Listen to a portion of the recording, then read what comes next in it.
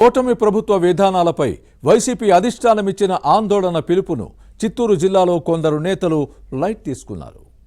మాజీ మంత్రులే డొమ్మా కొట్టారు. పార్టీ నేతలు భారీ అంచనాతో ఏర్పాటు చేసిన కార్యక్రమానికి కేడర్ లీడర్లు గైర్హాజరవడంతో ఫ్లాప్ షోగా ముగిసింది. వైసీపీ ఫైర్ బ్రాండ్ రోజా, పొంగనూరు పెద్ద అయిన పెద్దిరెడ్డి రామచంద్రారెడ్డి డొమ్మా కొట్టడానికి కారణాలేంటి? కూటమి ప్రభుత్వంపై పోరాటానికి ఇంకా సమయం ఆసన్నం కాలేదని ఫ్యాన్ పార్టీ నేతలు భావిస్తున్నారా?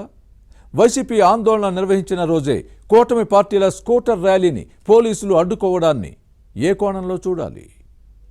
Watch this inside story.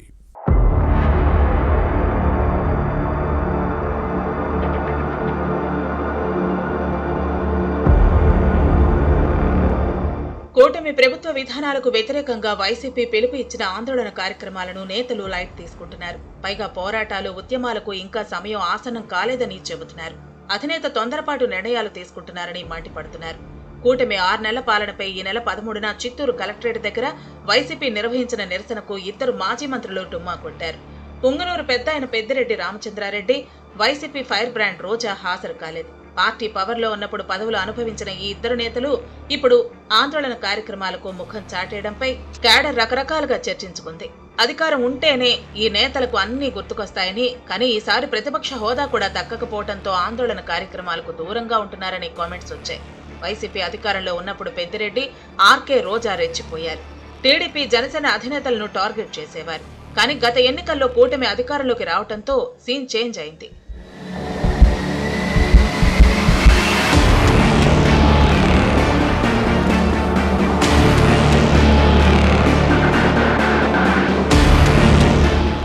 మరోవైపు ఆందోళన కార్యక్రమాలకు కేడర్ తరలొస్తుందని పార్టీ నాయకత్వం ఆశించింది.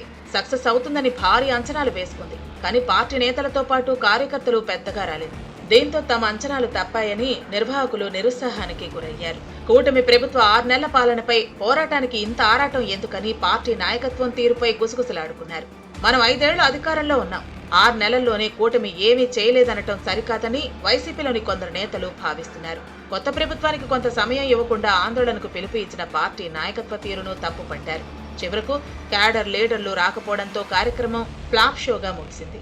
ఇక గత ఎన్నికల్లో కుప్పం నుంచి పోటీ చేసి టీడీపీ అధినేత చంద్రబాబు చేతిలో ఓడిపోయిన YCP MLC Bharat Chittoor collectorate దగ్గర జరిగిన ఆందోళనకు హాజరవటం గమనించదగ్గ విషయం. పరాజయం తర్వాత కుప్పం ముఖం చూడకపోవడంతో నియోజకవర్గ ఇన్ఛార్జ్ కనిపించడం లేదంటూ పోస్టర్లు వెలిశాయి. ఇప్పుడు చిత్తూరు ధర్నాకు హాజరవటంతో మళ్లీ యాక్టివ్ అవుతారా అన్న చర్చ సాగుతోంది.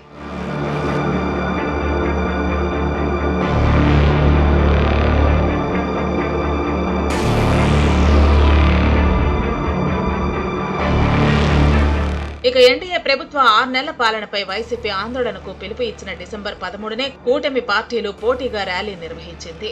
5 ఏళ్ల పాలన అరాచకాలను ప్రజలకు మరోసారి గుర్తు చేసేందుకు ఈ కార్యక్రమానికి ప్లాన్ చేసింది.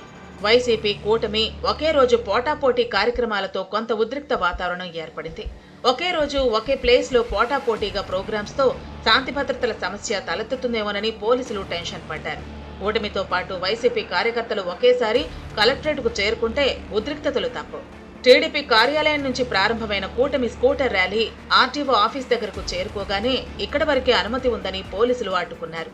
దీంతో కూటమి శ్రేణులు పోలీసు వలయాన్ని ఛేదించుకుని గిరింపేట వరకు సాగారు. దీంతో పరిస్థితి అదుపు తప్పే అవకాశం ఉందని భావించిన పోలీసులు కూటమి శ్రేణులను అడ్డుకుని వెనక్కి పంపాయి.